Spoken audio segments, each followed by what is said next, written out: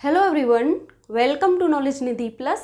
स्वागत है आप सभी का हमारे चैनल नॉलेज निधि प्लस में। आज हम बात करने वाले हैं संज्ञा पर। आज हम संज्ञा पढ़ेंगे। संज्ञा पढ़ने से पहले मैं आपको बता दूं, सीटेट का नोटिफिकेशन आ चुका है। जो लोग इस बार अपना फॉर्म फिल करना चाहते हैं, जो एग्ज़ाम देना चाहते हैं सीटेट का, तो अपना टाइम से फॉर्म फिल कर दीजिए, क्योंकि नोटिफिकेशन में लिखा है पहले आओ पहले पाओ। इसका मतलब है जो अपना फॉर्म फिल करेगा, जो अपनी चॉइस डालेगा, तो उसके चॉइस के चांस उतने ही बढ़ जाएंगे। जो जितनी जल्दी फॉर्म फिल कर देगा तो हो सकता है उसकी चॉइस उसे मिल जाए। अगर हमसे देरी हुई, किसी ने अपना फॉर्म लेट फिल किया, तो हो सकता है उसकी चॉइस ना मिले और सेंटर दूर चला जाए और हमको एग्ज़ाम देने दूर जाना पड़ सकता है। तो इसलिए अपने पास का सेंटर डालिए, टाइम से फॉर्म फिल कीजिए और आराम से एग्ज़ाम दीजिए। तो और अपनी तैयारी भी शुरू कर दीजिए। ठीक, अगर बात करें इसके एग्ज़ाम पैटर्न की, तो इसमें सीटेट में भी कुछ नहीं बदला है। पुराने पैटर्न पर ही इस बार भी एग्ज़ाम होगा। ठीक, वही सब्जेक्ट होंगे, उतने ही मार्क्स होंगे। ठीक, अगर बात करें पीआरटी के पैटर्न की, तो पीआरटी में 5 सब्जेक्ट आते हैं। आपकी सीडीपी आती है, मैथ आता है, ईवीएस आती है, हिंदी आती है और आपकी संस्कृत या इंग्लिश में से एक लैंग्वेज चुननी पड़ती है। ठीक, और हर पोर्शन 30-30 नंबर का होता है, जिसमें हमारी हर पोर्शन में 15 नंबर की पेडागोजी होती है और 15 का कंटेंट होता है। वही पैटर्न है पुराना वाला, कुछ भी नहीं बदला, मतलब कुछ भी चेंज नहीं है। ठीक, तो आप अपना फॉर्म टाइम से फिल कर दीजिए। ठीक, तो चलिए बात करते हैं संज्ञा पर। बात करें संज्ञा की, तो संज्ञा क्या है, जिसे हम इंग्लिश में नाउन भी बोलते हैं। तो नाउन क्या है? Noun is a naming word, यानी किसी नाम को ही संज्ञा बोलते हैं। ठीक, तो अगर बात करें संज्ञा की परिभाषा की, तो परिभाषा इधर है। वैसे बेसिकली संज्ञा होती क्या है? हम नाम को ही संज्ञा कहते हैं। बात करें परिभाषा की, तो किसी वस्तु, स्थान, प्राणी अथवा भाव, ये सब क्या है? ये जो भी हैं इनके नाम की बात होगी। ठीक है, इनके नाम को क्या कहते हैं? संज्ञा कहते हैं। किसी वस्तु का नाम हो, स्थान का नाम हो, प्राणी का नाम हो या किसी भाव का नाम हो, लेकिन हो नाम को ही संज्ञा बोलेंगे। ठीक है, तो संज्ञा किसे कहते हैं? किसी वस्तु, स्थान, प्राणी अथवा भाव के नाम को ही हम संज्ञा कहते हैं। अगर बात करें उदाहरण की, जैसे उदाहरण लिखे हैं पुस्तक, मेज। पुस्तक, मेज ये क्या है? कोई वस्तु है, वस्तु के नाम है। भारत, लखनऊ, आगरा, ये क्या है? किसी स्थान के नाम है। ठीक, तो स्थान के नाम है ना, इसीलिए संज्ञा है। शेर, पुरुष, स्त्री, बुद्ध, ये क्या है? ये प्राणी के नाम है। ठीक, प्राणी। और बुढ़ापा, सौंदर्य, सुंदरता, बचपन, बालकपन, ये सब क्या है? ये भाववाचक संज्ञा के नाम है। ठीक है, तो ये क्या है? भाव के नाम है। ये कौन से? बुढ़ापा, सौंदर्य, ऐसे ही बहुत सारे उदाहरण हो जाएंगे। तो ये होती है संज्ञा। संज्ञा किसे कहते हैं? किसी नाम को ही संज्ञा कहते हैं, चाहे वो वस्तु का हो, प्राणी का हो, भाव का हो, अन्य किसी का भी हो, नाम हो। अगर बात करें संज्ञा के भेद की, तो भेद कितने होते हैं इसके? 5 भेद होते हैं। कौन कौन से? पहला होता है जातिवाचक। जातिवाचक संज्ञा, व्यक्तिवाचक संज्ञा, समूहवाचक संज्ञा, पदार्थवाचक या द्रव्यवाचक संज्ञा, भाववाचक संज्ञा। जातिवाचक संज्ञा होती है जिसमें किसी वर्ग की जाति का, यानी संपूर्ण वर्ग का जिक्र होता है। व्यक्तिवाचक होती है किसी स्थान, व्यक्ति विशेष की बात हो, जिसको नाम दे दिया जाए पर्टिकुलर, वही व्यक्तिवाचक हो जाती है। समूहवाचक संज्ञा में हमारे ग्रुप की बात होगी। ठीक है, ग्रुप यानी समूह की बात होगी। पदार्थवाचक में या द्रव्यवाचक में क्या होगा? इसमें कुछ धातु वगैरह, गैस, लिक्विड वगैरह ऐसी चीज़ें आएंगी, यानी ठोस, द्रव, तरल, धातु वगैरह आएंगी इसमें। और भाववाचक जो भाववाचक शब्द हैं, ऐसे शब्द आएंगे इसमें, तो इससे भाववाचक संज्ञा हो जाएगी। तो चलिए हम बात करेंगे पहले जातिवाचक संज्ञा की।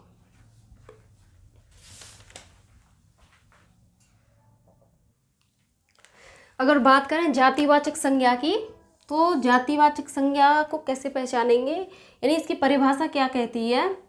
जिस संज्ञा शब्द से क्या हो? संपूर्ण जाति का बोध हो। ठीक है, संपूर्ण जाति का बोध हो, उसे ही हम क्या कहेंगे? जातिवाचक संज्ञा कहेंगे। जैसे उदाहरण की बात करें, लड़का। लड़का तो बहुत सारे होते हैं। अगर बहुत सारे लड़के हैं, अगर पूरे लड़कों में से किसी एक लड़के को अगर एक कोई नाम दे दिया तो विशेष हो जाएगा, लेकिन अगर उसका कोई नाम नहीं है, सिर्फ लड़के लड़के लड़के, तो क्या है, एक जाति का सब क्या होता है, मतलब एक जाति का बोध हो रहा है। ऐसे ही लड़की, तो बहुत सारी लड़कियां होती हैं, लड़कियों में किसी एक को चुनो, उसका नाम रख दो, जैसे सीता कह दिया तो विशेष हो जाएगी, तो जातिवाचक में चले जाएगी। लेकिन अगर कहा लड़की तो सिर्फ लड़की रहेगी, किस में जाएगी, जातिवाचक में जाएगी, लड़कियों की जाति का बोध हो रहा है। पुस्तक, पुस्तकें बहुत सारी होती हैं, ठीक है, पुस्तक का कोई नाम नहीं दे रहे, सिर्फ पुस्तक बोल रहे हैं, तो क्या होगा, ये भी किस में रहेगी, जातिवाचक में रहेगी। नदी, नदियाँ भी बहुत सारी होती हैं, नदी कोई विशेष कोई नाम नहीं दिया तो नदी, नदी मतलब नदी की जाति का बोध हो रहा है। ऐसे ही पर्वत, नगर, नगर भी बहुत सारे होते हैं, गाय, भेड़, फल, फल बहुत सारे होते हैं, गांव, गांव भी बहुत सारे होते हैं। अगर किसी गांव का नाम रख दिया तो जातिवाचक में चला जाएगा, अगर सिर्फ नाम नहीं रखा, सिर्फ गांव कहा, तो गांव क्या है, एक जाति का बोध करा रहा है। ऐसी फल, बहुत सारे फल होते हैं, हर तरह के फल होते हैं, लेकिन सिर्फ फल की बात हो रही है तो ये जाति का बोध हो रहा है इससे। तो इस तरीके से इसके उदाहरण होते हैं, ठीक है। जातिवाचक संज्ञा क्या है, संपूर्ण जाति का बोध कराए, वही जातिवाचक संज्ञा है। जैसे लड़का, लड़की, पुस्तक, नदी, पहाड़, पर्वत, इस तरीके के उदाहरण मिलेंगे।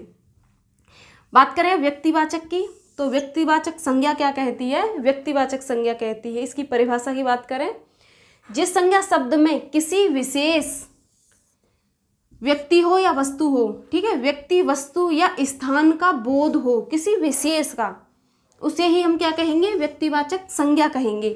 जैसे उदाहरण की बात करें, राम, राम अपने आप में यूनिक है, राम एक नाम है, तो इसीलिए ये क्या है, विशेष है, इसीलिए किस में चले जाएंगे, व्यक्तिवाचक संज्ञा में। बुद्ध, बुद्ध भी एक नाम है, एक विशेष व्यक्ति है, तो ये किस में होंगे, व्यक्तिवाचक में। रामायण एक पुस्तक है और पुस्तक का नाम दे दिया रामायण, तो ये क्या है, इसका नाम मिल गया ना, तो ये विशेष हो गई, तो चली जाएगी व्यक्तिवाचक में।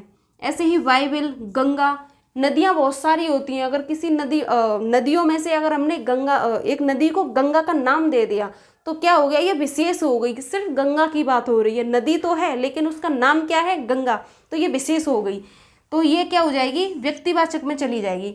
ऐसे ही पर्वत बहुत सारे हैं, अगर हमने नाम दे दिया पर्वत को हिमालय, तो हिमालय एक ही है और उसका वो क्या है, एक विशेष हो गया और इसे एक नाम मिल गया, तो ये क्या हो जाएगी, विशेष हो जाएगी, तो व्यक्तिवाचक संज्ञा हो जाएगी।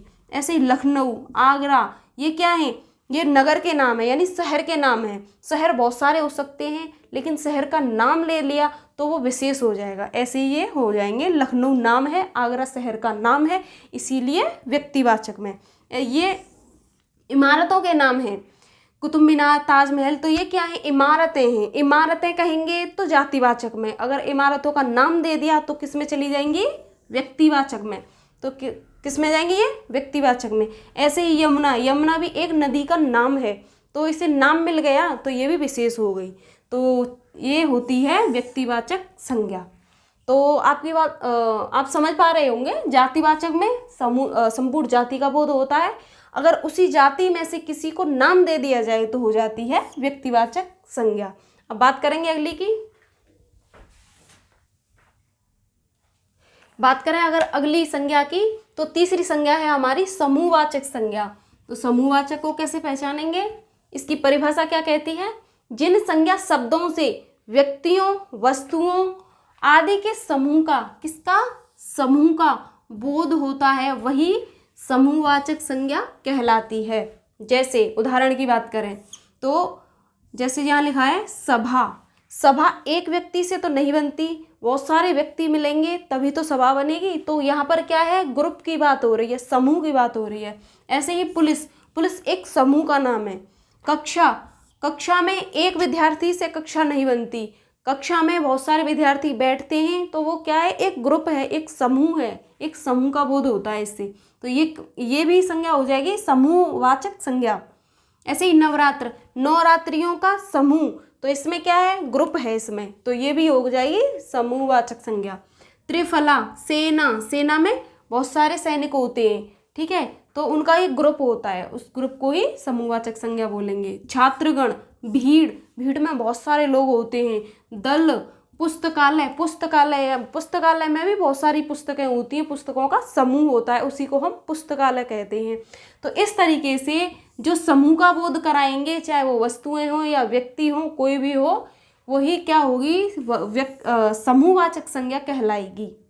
अब बात करें हम पदार्थवाचक या द्रव्यवाचक संज्ञा की, तो इसमें क्या है, इसके नाम से ही पता चल रहा है। देखिए पदार्थ की कितनी अवस्थाएं हैं, पदार्थ की होती है 3 अवस्था, पदार्थ या द्रव्य की, ये द्रव्य लिखा है, पदार्थ या द्रव्य की अवस्थाएं हैं 3। तो अवस्था की बात करूं, ठोस, द्रव और गैस, ये 3 अवस्थाएं हैं। इन तीनों में से कोई भी ऐसा संज्ञा शब्द हो जो इन तीनों का बोध कराएगा, तो वही पदार्थवाचक में या द्रव्यवाचक में संज्ञा बन जाएगी। अगर बात करें इसकी परिभाषा की, तो परिभाषा कहती है जिन संज्ञा शब्दों से किसी धातु, द्रव आदि पदार्थों का, किसका, पदार्थों का बोध होता है, उसे ही हम क्या कहते हैं, द्रव्यवाचक संज्ञा कहते हैं। जैसे उदाहरण की बात करें तो इसमें लिखा है सोना, चांदी, पीतल, लोहा, लकड़ी, कुछ भी आ सकता है। तो सोना, चांदी, पीतल, लोहा, ये सब क्या है, ये ठोस का बोध करा रहे हैं। ठोस का बोध करा रहे हैं, किस में जाएगी, पदार्थवाचक में। ऐसे ही पानी, घी, तेल, पेट्रोल, डीजल, तो ये क्या है, ये लिक्विड है, ठीक है, द्रव है, ये तरल है, ठीक है, तो ये किस में जाएंगे, द्रव में। तो द्रव भी किस में, द्रव किसकी अवस्था है, इसकी, पदार्थ की तो अवस्था है ये, तो किस में जाएगा, पदार्थवाचक में। ऐसे ही CO2, O2, धुआं, CNG, LPG, H2, तो ये सब क्या है, ये गैस है, ये गैस का बोध करा रही है। तो गैस यहाँ पर है, तो ये सब क्या है, ये तीनों किसकी अवस्था है, ये तीनों द्रव्य की हैं या फिर पदार्थ की हैं। तो इनसे बनने वाले शब्द ठोस, द्रव और गैस, इनसे बनने वाले जो शब्द होंगे वो कहाँ जाएंगे, पदार्थवाचक या द्रव्यवाचक में जाएंगे। तो इस तरीके से ये हो जाएगी पदार्थवाचक संज्ञा। समूह में समूह का बोध होगा और पदार्थ में ठोस, द्रव, गैस का गैस, ऐसे शब्द आएंगे, इनका बोध होगा। ठीक, तो बात करेंगे अब अगली की। 5वीं है हमारी भाववाचक संज्ञा। तो भाववाचक संज्ञा किसे कहते हैं, भाववाचक संज्ञा कहते हैं जिन शब्दों से हमें भाव का बोध हो। जैसा कि परिभाषा में लिखा है, जिन शब्दों से भाव का बोध होता है, भाव का बोध होता है, उसे ही क्या कहते हैं, भाववाचक संज्ञा कहते हैं। जैसे उदाहरण की बात करें, जैसे लिखा है घृणा, घृणा एक भाव है, ठीक, डर, नारित्व, ये सब क्या है, एक भाव है। क्रोध, प्रेम, गुरुत्व, बालकपन, लड़कपन, शत्रुता, बुढ़ापा, सुंदरता, सौंदर्य, ये सब क्या है, ये सब भाव हैं, ठीक है। तो इससे हमको क्या होता है, भाव का बोध होता है, वही हमारी भाववाचक संज्ञा होती है। बात करें भाववाचक संज्ञा की, तो भाववाचक संज्ञा कितनी तरीके से बन जाती है, भाववाचक संज्ञा बनती है 4 प्रकार से। 4 प्रकार के शब्दों से भाववाचक संज्ञा उत्पन्न होती है। बात करें पहले की, तो वो 4 कौन से हैं, जातिवाचक, जातिवाचक शब्दों से, सर्वनाम शब्दों से, विशेषण शब्दों से, क्रिया शब्दों से। तो क्रिया के शब्दों से होती है, विशेषण से होती है, सर्वनाम, जातिवाचक, इन शब्दों से होती है। अब बात करें इनके उदाहरण की कि जातिवाचक से कैसे शब्द बनेंगे। जैसे बात करें जातिवाचक की, तो जातिवाचक से भाववाचक संज्ञा कैसे बनेगी। जैसे बालक एक जाति है, बालक, बहुत सारे बालक होते हैं, अगर बालक से ही हम कर दें बालकपन, तो ये हो गई भाववाचक संज्ञा, ठीक। ऐसे पशु, पशु एक जाति का बोध करा रहा है, ठीक है, और पशु से पशुता बन गया, तो ये क्या हो गया, ये भाव बन गया, भाववाचक संज्ञा हो गई। ऐसे ही मित्र, मित्र एक जाति का नाम है, ठीक है, और ये जाति का बोध करा रहा है, और इससे ही बन जाएगी मित्रता, तो ये बन गई भाववाचक संज्ञा। ऐसे ही प्रभु, प्रभु जाति में आएगा और प्रभुत्व आएगा भाववाचक संज्ञा में, ये भाववाचक संज्ञा में आएगा। ऐसे ही नारी, नारी से बन जाएगा नारित्व, पुरुष से बन जाएगा पुरुषत्व। ऐसे ही इसी तरीके से और भी शब्द बनाए जा सकते हैं। बात करें सर्वनाम शब्दों से कैसे भाववाचक संज्ञा बनेगी, तो सर्वनाम, जैसे सर्वनाम की बात करें, ये अपना, ये क्या है, एक सर्वनाम है, और अपना से बन गया अपनत्व, तो ये क्या हो गई, भाववाचक संज्ञा बन गई। ऐसे ही सर्व, सर्व यानी सब जगह विद्यमान हो। तो सर्व क्या है, ये जाति का बोध कराएगा, और ये सर्व से बन जाएगा सर्वस्व। ऐसे ही मम से बन जाएगा, मम जाति का बोध कराएगा, मम से बन जाएगा ममत्व। पराया, पराय से बन जाएगा परायापन, ठीक है, ऐसे बन जाएंगे। तो ये किससे बन जाएंगे, ये सर्वनाम शब्दों से बनेंगे। तीसरा है विशेषण शब्द। विशेषण शब्दों से कैसे भाववाचक संज्ञा बनेगी, तो विशेषण के कुछ उदाहरण हैं, जैसे मीठा।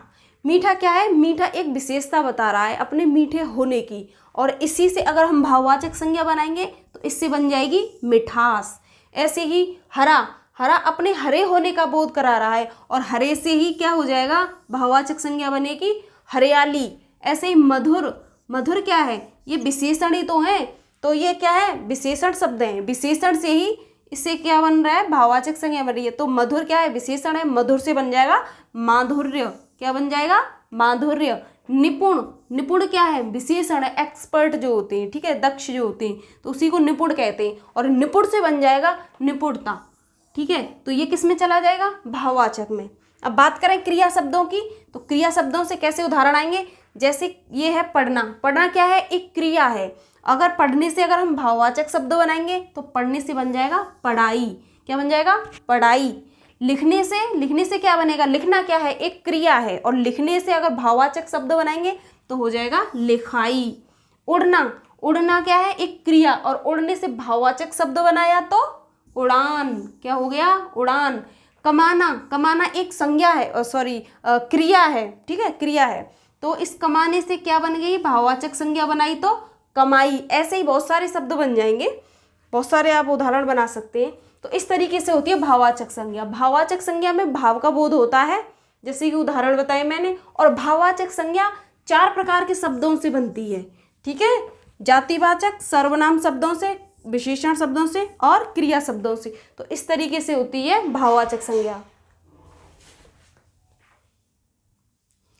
एक और बात जो आपको ध्यान रखनी चाहिए, वो क्या, कि जो हमारी संज्ञाएं हैं, संज्ञा हमने पढ़ी 5 प्रकार की होती है, ऐसे ही कुछ उदाहरण बताए उनके तो आप पहचान लेंगे। लेकिन कुछ शब्द ऐसे होते हैं, जैसे मैंने यहाँ लिखा है, कुछ शब्द व्यक्तिवाचक होते हैं, व्यक्तिवाचक होते हुए भी वे जातिवाचक के रूप में प्रयोग किए जाते हैं, और कुछ जातिवाचक शब्द होते हैं और फिर भी हम उनको किस में करते हैं, व्यक्तिवाचक में प्रयोग करते हैं।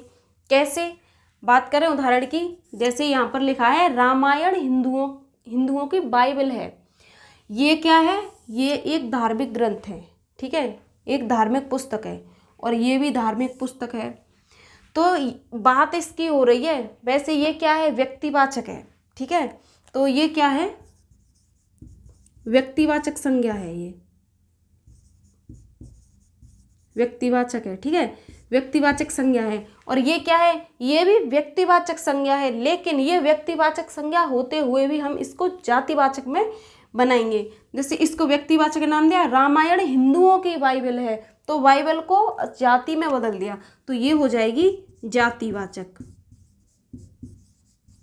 ठीक, ये हो जाएगी जातिवाचक संज्ञा। ऐसे ही शुक्ल ने हिंदी का साहित्य रचा, ठीक है, साहित्य लिखा था या रचा था।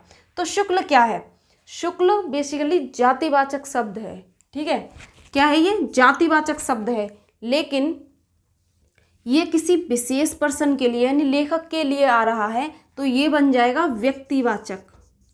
क्या बन जाएगा, ये व्यक्तिवाचक शब्द बन जाएगा, ठीक है। वैसे क्या था, ये वैसे जातिवाचक था, लेकिन ये विशेष पर्सन के लिए प्रयोग हो रहा है, इसीलिए ये बन जाएगा व्यक्तिवाचक शब्द। ऐसे ही बात करें, पंडित जी भारत के प्रथम प्रधानमंत्री थे। तो जो पंडित जी हैं, ये किसके बारे में बात हो रही है, नेहरू जी के बारे में बात हो रही है। और वैसे पंडित क्या है, पंडित एक जातिवाचक शब्द है, ठीक है, जातिवाचक शब्द है ये, लेकिन ये किसके लिए प्रयोग हो रहा है, ये हो रहा है नेहरू के लिए, तो ये हो जाएगा आपका व्यक्तिवाचक हो जाएगा। ये जातिवाचक था वैसे, पर अब बन गया ये व्यक्तिवाचक बन गया, ठीक है। तो ऐसे ये प्रयोग होते हैं। ऐसी बात करें अगले उदाहरण की, तो भारत में जयचंदों की कमी नहीं है। तो जयचंद क्या है, जयचंद का नाम, मतलब जयचंद का नाम आते ही एक बुरी सी फीलिंग आती है। तो ये क्या है, ये एक विशेष पर्सन था, ये था व्यक्तिवाचक था पहले, ठीक है, विशेष पर्सन था, ये व्यक्तिवाचक था। लेकिन भारत में जयचंदों की कमी नहीं है, यानी जयचंद जैसे बहुत सारे हैं, तो बहुत सारे, तो इसीलिए ये जातिवाचक में बन गया। जयचंद किस में बन गया? जातिवाचक में बन गया, जातिवाचक संज्ञा शब्द बन गया ये। ठीक है, तो ऐसे प्रश्न बन जाते हैं। बताइए, जैसे उदाहरण एग्जाम में आ जाए, भारत में जयचंदों की कमी नहीं है, तो इसमें इस पर डैश करके दे देगा जयचंद पे। तो बताइए इसमें कौन सी संज्ञा प्रयोग हुई है? तो यहाँ पर आप व्यक्तिवाचक नहीं लगाएंगे, यहाँ पर लगाएंगे आप जातिवाचक। ठीक है, ऐसे ही इस तरीके के उदाहरण आ जाए तो ऐसे ही प्रश्न बन जाते हैं इससे। ठीक, तो ये होती है जातिवाचक, जातिवाचक नहीं, इस तरीके के शब्द आते हैं। व्यक्तिवाचक के शब्द आते हुए भी वो जातिवाचक में हो जाते हैं, और जातिवाचक के आते हुए व्यक्तिवाचक में प्रयोग हो जाते हैं। इस तरीके से होती है संज्ञा। तो हमने पढ़ी संज्ञा। संज्ञा किसे कहते हैं? किसी के नाम को ही संज्ञा कहते हैं। संज्ञा के 5 भेद बताए मैंने, जातिवाचक, व्यक्तिवाचक, समूहवाचक, पदार्थवाचक और भाववाचक। भाववाचक संज्ञा बनती है 4 प्रकार के शब्दों से, जातिवाचक शब्दों से, विशेषण शब्दों से, सर्वनाम शब्दों से और क्रिया के शब्दों से। और अगर मैं बात करूं, जैसे 5 संज्ञाओं को अगर मैं समझाने की कोशिश करूं, तो जैसे मैंने यहाँ पर लिखा लड़का, लड़का किस में चला जाएगा? जातिवाचक में। ये हो गया जातिवाचक। ठीक है, अगर मैंने लड़के को नाम दे दिया, मैंने कह दिया सोहन, सोहन, तो ये चला जाएगा व्यक्तिवाचक में। क्या हो गया? ये व्यक्तिवाचक हो गया। अगर मैं कह दूं सोहन अपने दोस्तों के साथ ग्रुप में खेलता है, यानी मैं कह दूं सोहन की टीम, तो टीम आ गई यहाँ पे, टीम। तो टीम किस में चली जाएगी? ये चली जाएगी समूहवाचक में, समूहवाचक। ऐसे ही अगर मैं समूहवाचक में आ गई, और समूहवाचक में खेल की भावना से खेलता है, यानी खेलते हैं ये खेल। ठीक है, और अगर मैं कह दूं उसके चोट लग गई, उसे क्रोध आया। ठीक है, टीम में वो खेला, गिरा, उसे क्रोध आया। क्या आ गया? सोहन को क्रोध आ गया, क्रोध। तो ये क्रोध हो जाएगी भाववाचक। भाववाचक अगर कहें कि किससे खेलते हैं? गेंद से खेलते हैं, गेंद, गेंद से खेलते हैं। या फिर कह दें कि किससे खेलते हैं? ये लकड़ी के बल्ले से खेलते हैं। ठीक है, अगर ये क्रिकेट खेल रहे हैं तो बल्ले से खेल रहे हैं, बल्ले। और बल्ला किसका बना है? लकड़ी का। बल्ले से खेल रहे हैं, और बल्ला किसका बना है? लकड़ी का। लकड़ी किस में आ जाएगी? कठोर में। तो ये हो जाएगी पदार्थवाचक। कौन सी संज्ञा बन जाएगी? ये पदार्थवाचक, पदार्थवाचक संज्ञा बन जाएगी। इस तरीके से संज्ञा को हम समझ सकते हैं। तो ये रही हमारी संज्ञा। तो संज्ञा टॉपिक खत्म हो गया। चलिए फिर मिलते हैं एक नए टॉपिक के साथ अगली वीडियो में। जब तक के लिए नमस्कार।